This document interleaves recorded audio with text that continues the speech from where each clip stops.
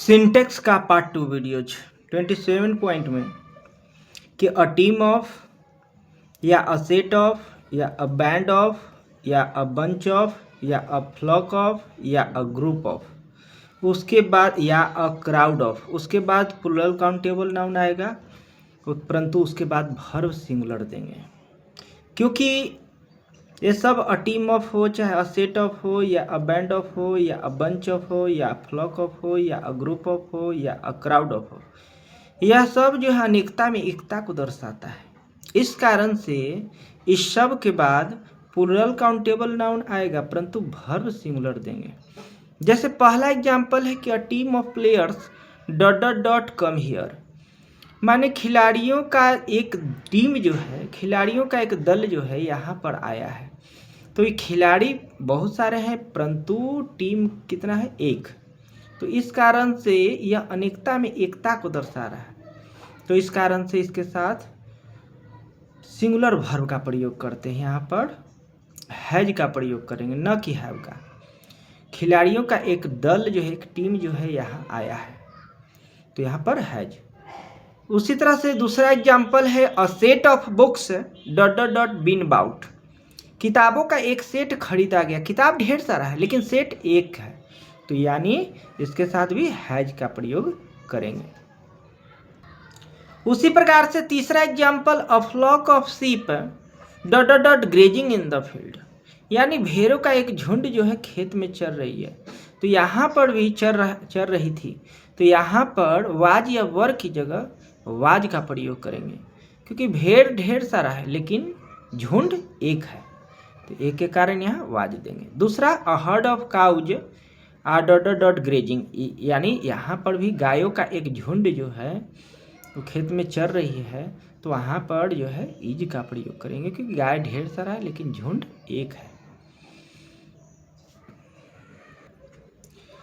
28वां point कहता है कि two similar noun connected with preposition as a subject make singular formation and use a singular verb, यानी दो एक समान नाउन अगर सब्जेक्ट के रूप में प्रीपोजिशन से जुड़ा हो, सब्जेक्ट के रूप में दो समान नाउन किसी प्रीपोजिशन से जुड़ा हो तो वह सिंगुलर होता है और उसके साथ सिंगुलर वर्ब लेते हैं। जैसे पहला एग्जाम्पल है city after city was destroyed. अब यहाँ पर देख रहे हैं कि प्रीपोजिशन यानी आफ्टर से दो समान नाउन जुड़ा हुआ है, तो दोनों प्रीपोजिशन से दोनों समान नाउन जुड़ा हुआ है, दोनों सिंगुलर नाउन होता है। तो दोनों सिंगुलर नाउन होता है और वर्ब इसके साथ सिंगुलर वर्ब का प्रयोग करते हैं। यदि दो समान नाउन किसी प्रीपोजिशन से जुड़ा हो तो दोनों नाउन जो है सिंगुलर फॉर्म में रहता है और अपने बाद जो है सिंगुलर इसके साथ सिंगुलर वर्ब का प्रयोग किया जाता है। जैसे city after city was destroyed, शहर जो है बर्बाद कर दिए गए थे, एक के बाद दूसरे शहर को बर्बाद कर दिया गया था। उसी तरह से दूसरा village after village was burned, यानी एक गांव के बाद दूसरे गांव को जला दिया गया था। तो यहाँ पर जो है गांव के गांव जला दिए गए थे, तो यहाँ पर दोनों जो नाउन जो है आफ्टर प्रीपोजिशन से जुड़ा हुआ है, दोनों नाउन सिंगुलर होगा, वर्ब भी सिंगुलर देंगे। Door to door was visited in the village, गांव में द्वार द्वार मुलाकात किया गया था, भेंट किया गया था। तो यहाँ पर भी देख रहे हैं कि टू प्रीपोजिशन से दो नाउन जुड़ा है तो दोनों नाउन सिंगुलर होगा और इसके साथ वर्ब भी सिंगुलर ही आता है।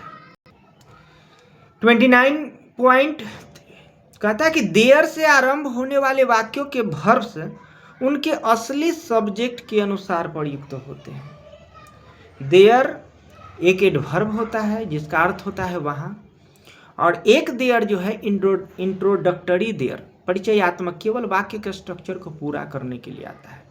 उसके अनुसार वर्ब नहीं आता है, वर्ब जो है उसका जो वास्तविक सब्जेक्ट है उसके अनुसार आता है। जैसे पहला है कि एक लड़का है तो देयर इज अ बॉय, अगर बहुत सारे लड़के हैं तो यहाँ पर देयर आर बॉयज, यानी यहाँ पर देयर जो है केवल वाक्य के स्ट्रक्चर को पूरा करने के लिए आता है।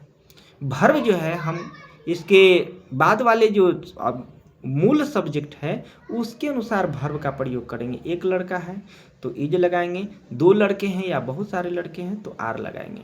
उसी तरह से तीसरा example, there is no book in the box, box में कोई किताबें नहीं है तो यहाँ पर देख रहे हैं किताबें सिंगुलर है तो इज लगाएंगे। लेकिन अगर यहाँ पर है कि बुक्स रहे किताबें, कि बॉक्स में कोई किताबें नहीं है तो किताबें यानी प्लूरल आ गया तो यहाँ पर प्लूरल वर्ब देंगे। देयर के अनुसार वर्ब नहीं देते हैं, मूल सब्जेक्ट के अनुसार वर्ब दिया जाता है। एक बंदर है तो देयर इज अ मंकी, दो बंदर है तो देयर आर टू मंकीज। तीसरा पॉइंट, यदि सब्जेक्ट के बाद अपोजिशन का प्रयोग हो तो वर्ब सदा अपोजिशन पद के पहले वाले नाउन या प्रोनाउन के अनुसार होगा। जैसे पहला, I Ram Singh dot an honest man, तो यहाँ पर इज और एम की जगह पर पहले वाले प्रोनाउन के पहले वाले सब्जेक्ट के अनुसार यहाँ पर वर्ब का प्रयोग करते हैं। अपोजिशन का अर्थ होता है कि जो वर्ब के बारे में कुछ एक्स्ट्रा इंफॉर्मेशन दे, कुछ और सब्जेक्ट को क्लैरिफाई करे और स्पष्ट करे कि यहाँ पर आई है कौन। आई, मैं राम सिंह एक ईमानदार व्यक्ति हूँ, तो यहाँ पर अपोजिशन के रूप में यहाँ राम सिंह आया है, यानी अपोजिशन यानी जो सब्जेक्ट को और अधिक क्लैरिफाई करे और अधिक स्पष्ट करे और या सब्जेक्ट के बारे में और ज़्यादा इन्फॉर्मेशन दे, उसी को अपोजिशन कहा जाता है। तो यहाँ पर जब भी वर्ब देंगे तो हम प्रथम सब्जेक्ट के अनुसार पहले वाले सब्जेक्ट के अनुसार वर्ब देंगे। यहाँ आई के अनुसार एम का प्रयोग करते हैं। उसी प्रकार से दूसरा, you Ravi are a wicked boy, तो यहाँ पर जो तुम रवि एक दुष्ट लड़का हो, तो यहाँ पर अपोजिशन के रूप में रवि आया है। यू कौन है, यानी रवि ही यू है, तो यहाँ पर जो है अपोजिशन के रूप में रवि आया है। तो यहाँ सब वर्ब जब भी देंगे तो प्रथम सब्जेक्ट के अनुसार वर्ब देंगे। उसी प्रकार से तीसरा, Paris the capital of France is a beautiful city, Paris जो फ्रांस की राजधानी है वह एक सुंदर शहर है। तो यहाँ अपोजिशन पेरिस के बारे में और ज़्यादा क्लैरिफाई, यहाँ the capital of France, Paris क्या है, फ्रांस की राजधानी है, तो और ज़्यादा क्लैरिफाई उसके बारे में अधिक सूचना देने का काम कर रहा है, उसी को अपोजिशन कहते हैं। तो यहाँ पर सब्जेक्ट जब भी देंगे तो शुरू वाले प्रथम वाले सब्जेक्ट के अनुसार यहाँ पर वर्ब देंगे। एक तीसरा पॉइंट कि यदि कोई वाक्य में रिलेटिव प्रोनाउन हो तो वर्ब रिलेटिव प्रोनाउन के पहले वाले नाउन या प्रोनाउन के अनुसार होगा। सबसे पहले यह जान लेते कि रिलेटिव प्रोनाउन होता क्या है। तो रिलेटिव प्रोनाउन जो है, relative pronoun connects a noun to a group of words that follow and describe the noun, यानी रिलेटिव प्रोनाउन जो है किसी नाउन को एक शब्दों के समूह से जोड़ने का काम करता है, जो उसी नाउन को जो है फॉलो भी करता है और उसी नाउन को जो है वर्णन भी करता है। यानी जैसे जो है रिलेटिव प्रोनाउन के रूप में यहाँ पर आए, relative pronoun who relative pronoun है, हुज रिलेटिव प्रोनाउन है, विच रिलेटिव प्रोनाउन है, दैट भी रिलेटिव प्रोनाउन है, व्हाट भी रिलेटिव प्रोनाउन आता है। अब यहाँ पर देखते हैं कि रिलेटिव प्रोनाउन के रूप में हु की हिंदी होती है जो या जिसने, लेकिन अगर इंट्रोगेटिव प्रोनाउन के अर्थ में आए तो इंट्रोगेटिव प्रोनाउन की हिंदी होती है हु माने कौन।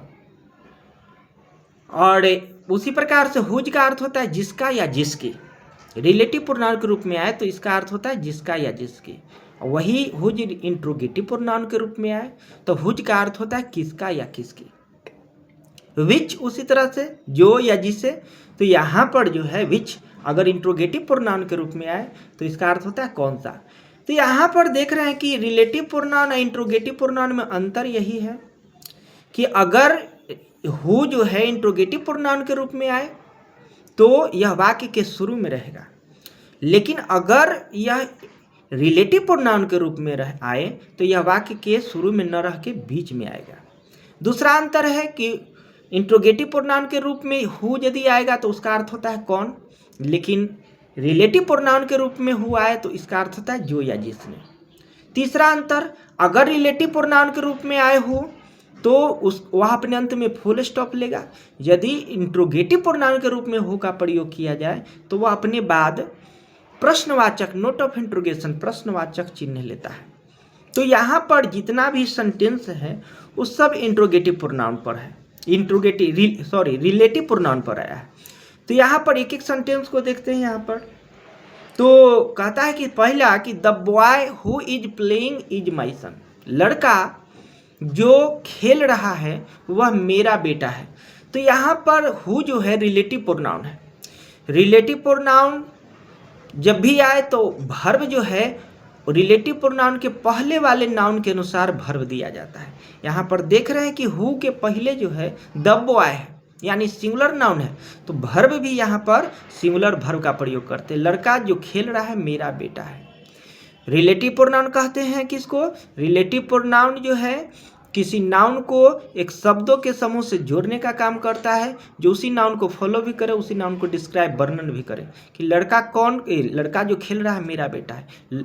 रिलेटिव प्रोनाउन का अर्थ ही होता है संबंधवाचक सर्वनाम, यानी किसी का किसी के साथ संबंध बतलाए। लड़का और मेरे बीच संबंध बतला रहा है कि लड़का जो खेल रहा है मेरा बेटा है, तो ये रिलेटिव प्रोनाउन है। तो यहाँ पर जो है जब भी वर्ब देते हैं तो रिलेटिव प्रोनाउन के पहले वाले नाउन के अनुसार वर्ब देते हैं। जैसे दूसरा एग्जाम्पल है कि the boys who are playing are my sons. अब रिलेटिव प्रोनाउन के पहले प्लूरल नाउन है तब प्लूरल वर्ब दिए कि लड़के जो खेल रहे हैं मेरे बेटे हैं। उसी तरह से तीसरा question, it is I who have done this, मैं ही हूँ जो यह किया हूँ। तो यहाँ पर हु के पहले जो है आई आया है, तो यहाँ पर हैव देंगे। अगर इजे मार रहता तो यहाँ पर एम देते आई के अनुसार ही, यानी हु के पहले जैसा मतलब कि नाउन या प्रोनाउन रहे वर्ब उसी के अनुसार आएगा। यानी रिलेटिव प्रोनाउन के पहले जैसा नाउन या प्रोनाउन आए वर्ब उसी के अनुसार होगा। चौथा, it is he who has done it, वही है जो यह किया है। तो यहाँ पर हु के पहले जो रिलेटिव प्रोनाउन के पहले ही आया है तो उसके अनुसार हैज देंगे, न कि हैव। उसके बाद जो है पांचवा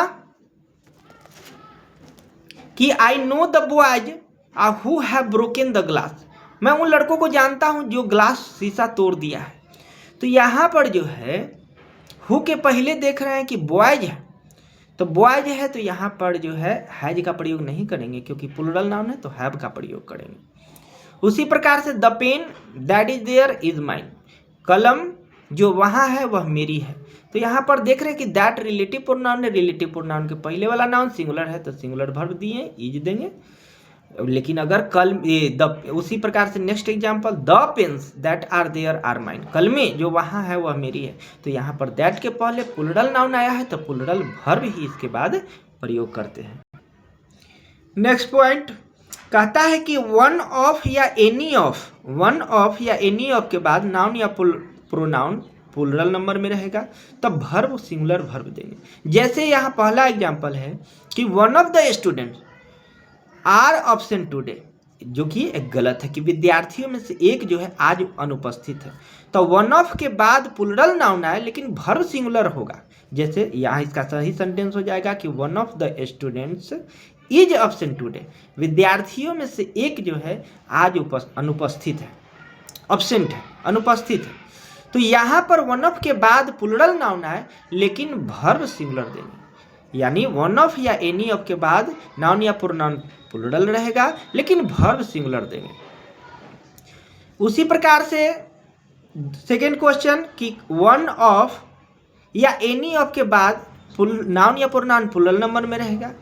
तो दैट या हु यानी रिलेटिव प्रोनाउन के पहले अगर वन ऑफ या any of plus plural noun या प्लूरल प्रोनाउन आए तो रिलेटिव प्रोनाउन के पहले वाले नाउन या प्रोनाउन के अनुसार वर्ब देंगे। अगर रिलेटिव प्रोनाउन के पहले वाला नाउन या प्रोनाउन प्लूरल हो तो प्लूरल वर्ब देंगे और सिंगुलर हो तो सिंगुलर वर्ब देंगे। जैसे पहला, one of the students who are sitting in my class is very intelligent, यानी यहाँ पर जो है विद्यार्थियों में से एक जो मेरे क्लास में बैठा है वह बहुत तेज है। तो यहाँ पर हु जो रिलेटिव प्रोनाउन है उसके पहले स्टूडेंट्स का प्रयोग किया गया है, तो स्टूडेंट्स यानी प्लूरल है तो यहाँ प्लूरल वर्ब देंगे न कि सिंगुलर वर्ब। तो रिलेटिव प्रोनाउन के पहले वाले नाउन या प्रोनाउन के अनुसार उसके बाद वर्ब देते हैं। उसी तरह से दूसरा एग्जाम्पल है कि he is one of those person who do not accept bribes, यानी वह उन व्यक्तियों में से एक है जो घूस नहीं लेता है। तो यहाँ हो रिलेटिव प्रोनाउन है, रिलेटिव प्रोनाउन के पहले पर्सन्स यानी प्लूरल नाउन आया है, तो डू नॉट का प्रयोग करेंगे, न कि डज नॉट का। 32 पॉइंट्स। यदि दो नाउन्स एंड से जुड़ा हो और दोनों नाउन्स के पहले आर्टिकल्स का प्रयोग हो तो दो व्यक्ति या जानवर का बोध होता है।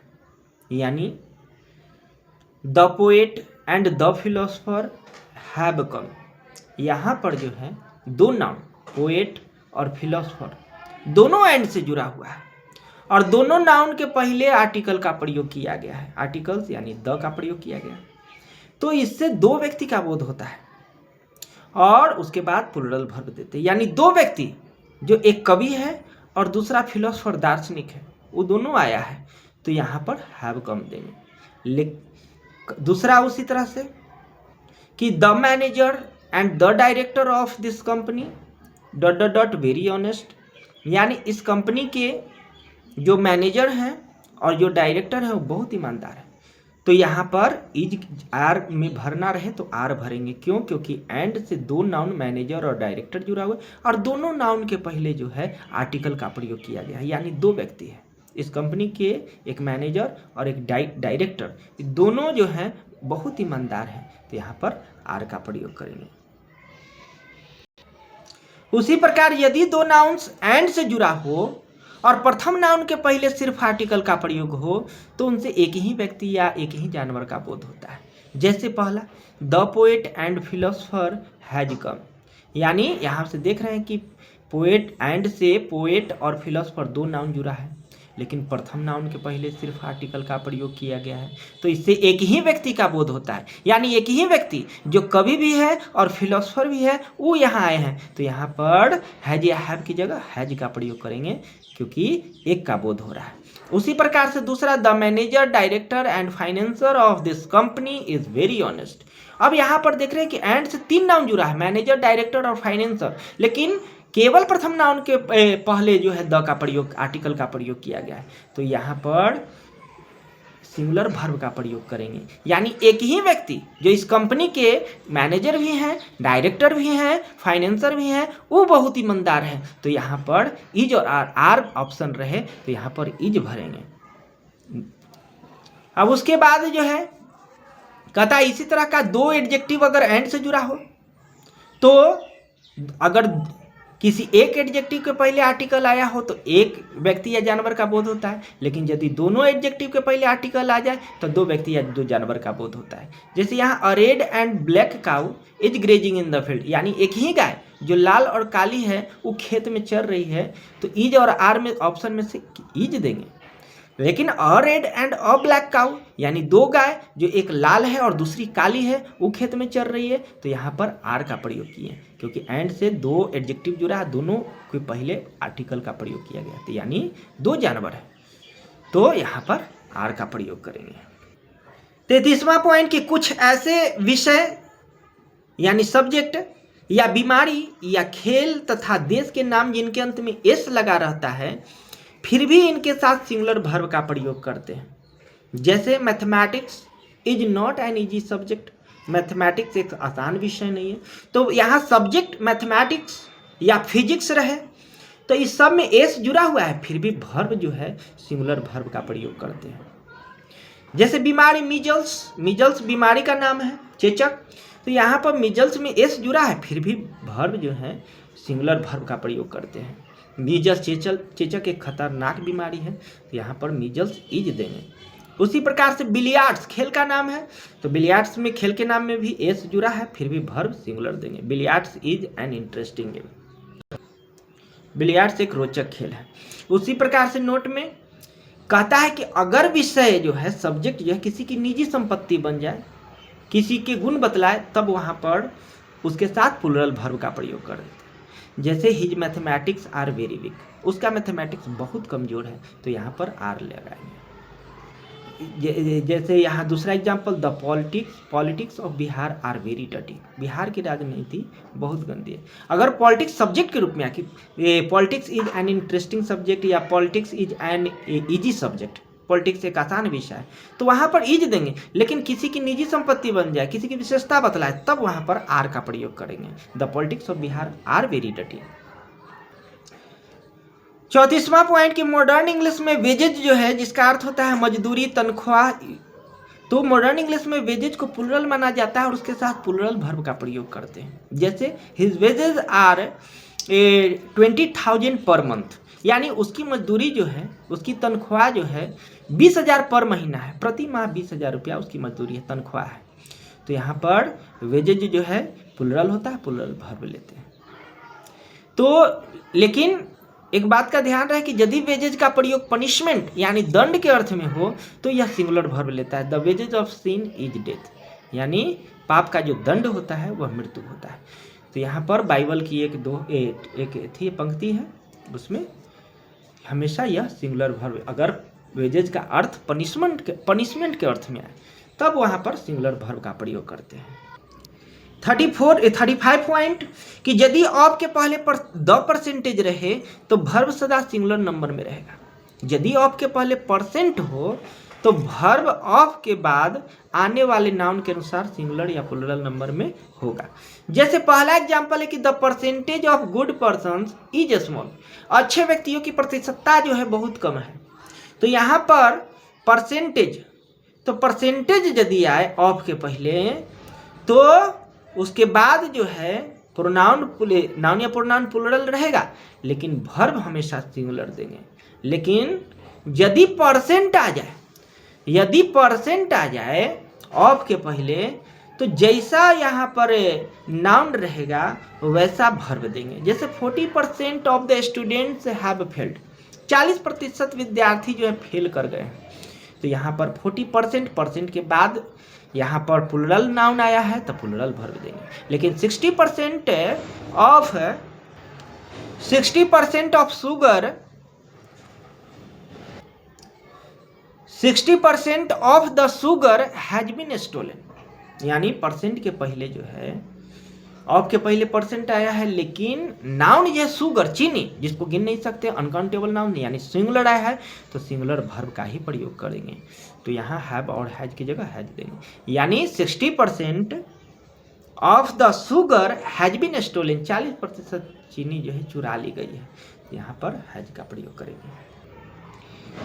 36 पॉइंट की a variety of, a plenty of, या the rest of, a lot of, a great deal of, या 2/3 रहे तो इसके बाद आने वाले नाउन के अनुसार वर्ब होगा। अगर इन सब के बाद प्लूरल नाउन आएगा तो प्लूरल वर्ब, सिंगुलर नाउन आए तो सिंगुलर वर्ब। और वैरायटी ऑफ का अर्थ होता है कई तरह के। प्लेंटी ऑफ माने बहुत, द रेस्ट ऑफ माने शेष या बाकी, लॉट ऑफ माने बहुत, अ ग्रेट डील ऑफ माने बहुत सारा, और 2/3 माने 2/3। अगर इस सब के बाद जो है आने वाला नाउन प्लूरल नाउन रहेगा तो प्लूरल वर्ब, और सिंगुलर नाउन रहे तो। जैसे पहला क्वेश्चन है कि अ variety of books on the subject ... available in the market, माने कई तरह की किताबें जो है इस सब्जेक्ट पर, कई तरह की किताबें जो है मार्केट में अवेलेबल है, उपलब्ध है। तो इज या आर, तो अ वैरायटी ऑफ के बाद प्लूरल नाउन आया है तब प्लूरल वर्ब देंगे, यानी यहाँ पर आर होगा। दूसरा, अ variety of food ... available in the hotel, तो यहाँ पर जो है फूड, वैरायटी ऑफ के बाद फूड आया यानी सिंगुलर नाउन है तो सिंगुलर वर्ब देंगे। अ variety of food is available in the hotel, इस होटल में कई तरह के भोजन जो है उपलब्ध हैं, अवेलेबल है। उसी तरह से तीसरा एग्जाम्पल की plenty of milk is available in this part of the country, यानी प्लेंटी ऑफ के बाद सिंगुलर नाउन आया है, अनकाउंटेबल नाउन, तो यहाँ पर सिंगुलर वर्ब देंगे, इज देंगे, यानी बहुत सारा दूध इस देश के इस भाग में जो है अवेलेबल है, उपलब्ध है, इज लगा है। उसी तरह से plenty of books ... donated to the library by him, यानी बहुत सारी किताबें जो हैं उसके द्वारा इस लाइब्रेरी में दान किए गए थे। तो यहाँ पर जो है प्लेंटी ऑफ के बाद प्लूरल नाउन आया है तो प्लूरल वर्ब का प्रयोग करेंगे। पांचवा कि the rest of the lesson has been completed, the rest of के बाद सिंगुलर नाउन आया है तो सिंगुलर वर्ब देंगे, यानी शेष पाठ जो है कंप्लीट कर दिया गया है, यानी हैज देंगे। उसी तरह से छठा एग्जाम्पल कि the rest of the students have left for their home, यानी शेष बाकी विद्यार्थी जो हैं अपने अपने घर चले गए हैं। तो यानी द रेस्ट ऑफ के बाद प्लूरल नाउन आया है तो प्लूरल वर्ब का प्रयोग करेंगे। अब उसके बाद कहता है कि 2/3 of the actors are unsuccessful. 2/3 यानी 2/3 एक्टर्स जो हैं वो असफल हैं। तो यहाँ जो है 2/3 के बाद प्लूरल नाउन आया है तो प्लूरल वर्ब देंगे। या 8वां एग्जाम्पल कि 2/3 of the book is easy to read, यानी इस किताब के 2/3 भाग जो हैं पढ़ना आसान है। तो यहाँ पर इज दिए क्योंकि 2/3 के बाद प्लूरल नाउन है, सिंगुलर नाउन है तो सिंगुलर वर्ब देंगे। 37 पॉइंट की when plural nouns explain specific amount, sum, distance, quantity, time period as a whole the verb should be singular, यानी जब प्लूरल नाउन जो है वो एक्सप्लेन माने व्याख्या करें निश्चित अमाउंट, निश्चित राशि, निश्चित योग, निश्चित दूरी, निश्चित मात्रा, निश्चित समय या निश्चित अवधि का प्रयोग जो है उस समग्र रूप में माने एक एज अ होल समग्र रूप में जो है व्याख्या करें तब वर्ब जो है सिंगुलर होना चाहिए। जैसे पहला कि 4 miles ... not a long distance, यानी 4 मील जो है एक लंबी दूरी नहीं है, तो यहाँ पर इज का प्रयोग करेंगे। यानी समग्र रूप से एज अ होल 4 मील की बात की जा रही है कि 4 मील जो है वो लेकिन लंबी दूरी नहीं है तो इज लगाएंगे। उसी तरह से दूसरा एग्जाम्पल कि 200 rupees ... a large amount 50 years ago, यहाँ पर कह रहा है कि 200 रुपया जो है 50 साल पहले एक बहुत बड़ी राशि होती थी। तो यहाँ पर वाज या वर की जगह वाज का प्रयोग करेंगे क्योंकि समग्र रूप से एज अ होल 200 रुपये की बात की जा रही है। तीसरा कहता है कि 10 hours ... is enough for the work, यानी इस काम के लिए 10 घंटा पर्याप्त है, काफ़ी है। तो यानी 10 घंटा की बात कर रहे हैं, यहाँ पर इज लगाएंगे। और चौथा कि 2 years is sufficient to complete the project, 2 साल जो है इस प्रोजेक्ट को पूरा करने के लिए पर्याप्त है, तो यहाँ पर इज लगाएंगे। लेकिन एज अ होल के रूप में न प्रयोग किया जाए समग्र रूप से, तब वहाँ पर प्लूरल वर्ब देते हैं। जैसे 200 रुपीज ... लॉस्ट, 200 रुपया मेरा भुला गया था, तो यानी खो गई थी, तो यानी वाज या वर की जगह यहाँ पर वर का प्रयोग करेंगे, वाज का नहीं। लेकिन अगर यही रहता कि 200 रुपया जो है एक बहुत बड़ी राशि नहीं होती है, 200 rupees is not a big amount, तो यहाँ पर इज लगाते हैं। 38 पॉइंट की government, board, staff, committee, company, public, jury, team, ये शब्द डिस्ट्रीब्यूटिव कलेक्टिव नाउन है। जब यह सब एक रहता है तो सिंगुलर वर्ब लेता है, और जब यह आपस में बढ़ जाए तो यह प्लूरल वर्ब लेता है। कलेक्टिव नाउन किसको कहते हैं? कलेक्टिव नाउन जो एक ही तरह के व्यक्ति वस्तु के समूह का बोध हो, भीड़ का बोध हो, झुंड का बोध हो, उसको कलेक्टिव नाउन कहा जाता है। Collective noun is a group और कलेक्शन। तो यहाँ पर देख रहे हैं कि जब यह एक रहता है सेंटेंस में तो सिंगुलर वर्ब लेता है, और यदि आपस में बढ़ जाए तो यह प्लूरल वर्ब लेता है। जैसे यहाँ पर जो है, यहाँ पर क्वेश्चन के रूप में है कि the team is very strong, team जो है बहुत मजबूत है, तो पूरा की बात कर रहा है कि यहाँ पर एक है तो इज लगाए। लेकिन वही कह दी कि the team are fighting like children, team जो है बच्चों की तरह आपस में लड़ रहा है, तो यहाँ पर जो है आर लगाएंगे क्योंकि आपस में बढ़ गया। उसी तरह से तीसरा कि the jury was divided in its opinion, जूरी जो है अपने विचार में बट गई थी, तो यहाँ पर देख रहे हैं कि जूरी एक है तो वाज लगाएं। और ऐसे भी देख सकते हैं प्रोनाउन के जरिए भी, अगर इट्स प्रयोग किया गया है तो सिंगुलर वर्ब देंगे, उसी प्रकार से दियर प्रयोग किया गया है तो प्लूरल वर्ब देंगे। इट का पोसेसिव प्रोनाउन इट्स होता है, यानी सिंगुलर होता है, थर्ड पर्सन का सिंगुलर नंबर, तो सिंगुलर वर्ब देंगे। दे का पोसेसिव प्रोनाउन दियर होता है, तो दे का पोसेसिव प्रोनाउन दे प्लूरल है तो प्लूरल वर्ब यहाँ पर देंगे। The jury was divided in its opinion, its का प्रयोग किया गया प्रोनाउन, तो यहाँ पर वर्ब सिंगुलर देंगे। लेकिन the jury were divided in their opinion, यानी प्लूरल प्रोनाउन का प्रयोग किया गया है, तो यहाँ पर प्लूरल वर्ब देंगे। उसी प्रकार से 5वां क्वेश्चन कि the government has done so it's interest, सरकार जो है अपने फायदे में ऐसा किया है, तो यहाँ पर इट्स का प्रयोग है, तो इट्स यानी सिंगुलर वर्ब देंगे, लेकिन the government have done so in their interest, तो यहाँ पर जो है दियर का प्रयोग किया गया है, प्रोनाउन प्लूरल है तो प्लूरल वर्ब देंगे। 39 पॉइंट कि अंग्रेजी में कुछ शब्द हैं जो सदा सिंगुलर फॉर्म में रहते हैं और इनके साथ सिंगुलर वर्ब का ही प्रयोग करते हैं, इनमें एस या एस लगाकर इन्हें प्लूरल नहीं बनाया जाता है। जैसे फर्नीचर, फर्नीचर यानी लकड़ी से बना हुआ सामान को फर्नीचर कहते हैं, तो फर्नीचर में एस लगाकर इसको प्लूरल नहीं बना सकते हैं।